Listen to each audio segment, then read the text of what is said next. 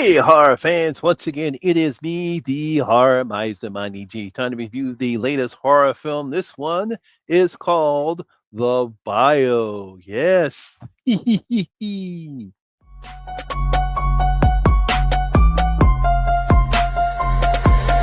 ready for this?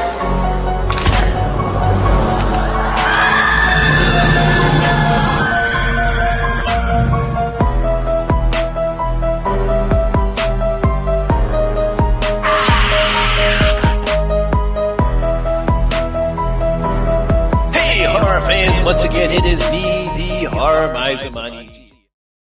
Now, The Bayou is a 2025 British horror film that was directed by Taneli Mutstuin and Brad Watson. It was written by Ashley Hornberry and Galvin Cosmos Mertens. I think I pronounced those names correctly. Now, the film stars Athena Straits, Madalena Agao, Argo, Eliza Applebaum, Adonis Anthony, and Isabel Bonfiner. Now, in this film, a vacation turns into a disaster when Houston grad student Kyle and her friends escape a plane crash in the desolate Louisiana Everglades, only to discover there's something way more dangerous lurking in the shallows. Yes, crocodiles, lots of them. Horror fans, once again, we have another horror filmmaker that uses crocodiles or alligators as the main threat in a horror film. I mean, it doesn't matter if it's a mutated alligator that's living in the sewers in the urban city, or a giant crocodile swimming in the lake in a rural area, or a man eating oversized terrorizing a group of tourists in the Australian outback. We just can't get enough of them. Whether it's alligator, Lake Placid, Rogue, Primeval, or Crawl, horror filmmakers will continue to make these type of horror films, and doesn't matter whether they're good or bad, they're still going to make them, maybe because I guess we just can't get enough of them. So now we have Finnish filmmaker Tanea Mutstuin, I think I pronounced his name right, and British writer director Brad Watson. They have teamed up to bring us their project into this subgenre of horror. This one is called The Bayou.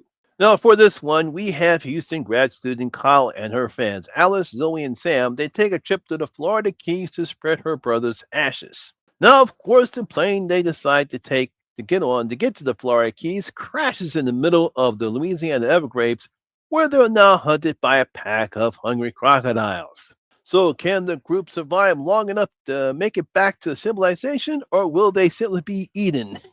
That's kind of what this film is about.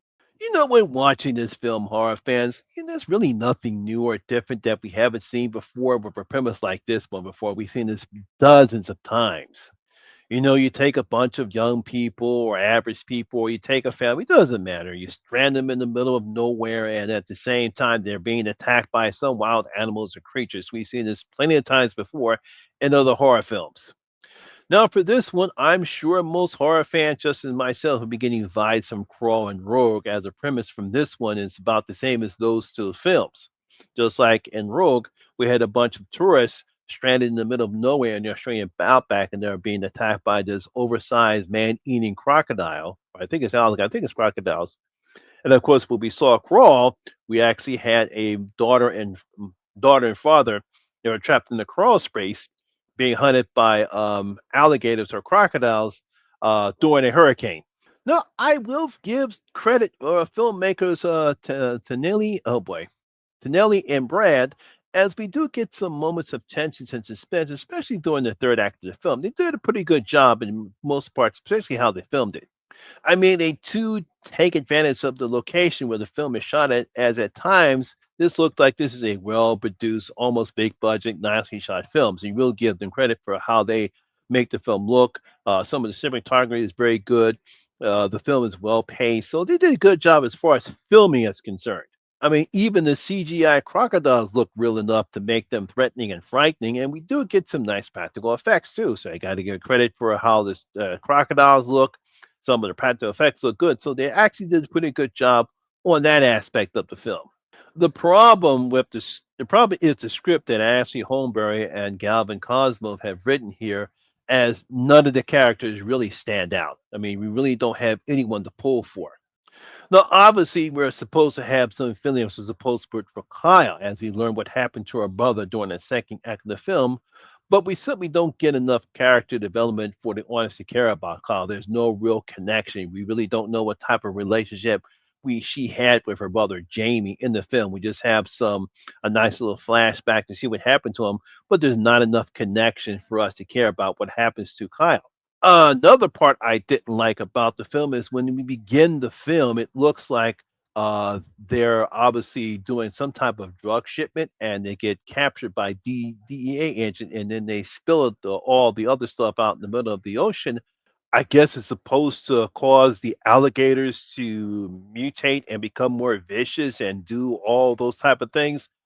But the film never really addresses that fact. We just get some little exposition about some of the crocodiles being more faster and aggressive and doing stuff that they normally don't do.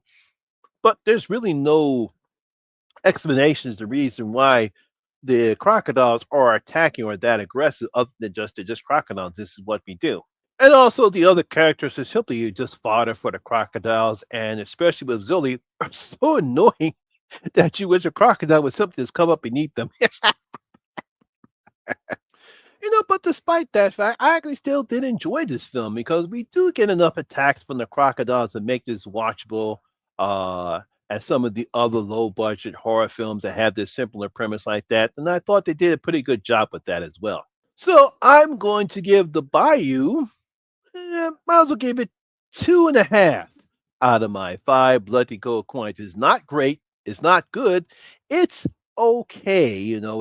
It's obviously a low budget film. Like I said, you got some halfway kind of decent acting from the lead actress, but everyone else is just there. Most of the other characters just bother for the alligators. Like I said, you get some decent alligator attacks, but unfortunately, because we have such annoying characters, you really don't care what happens to them. You can't wait for them to be eaten by crocodiles, but it's okay. I kind of enjoyed it. So there you have it, horror fans. That is my review and video of the Bayou. Hope you did enjoy it. If you did, please give it a thumbs up, like, and share. It really helps out with that YouTube algorithm. Have you seen the Bayou? What do you thought about it? Please leave your comments in the comment section. Tell you what you thought about the film. Also, if you're new here, please hit that subscribe button, ring that notification bell. That way you'll be notified anytime when I put a new video such as this one. Once again, my name is Lamont Smith, better known as the Horror Miser Money G. And always remember that horror rules. And I see you in my next video. Guys, stay safe out there.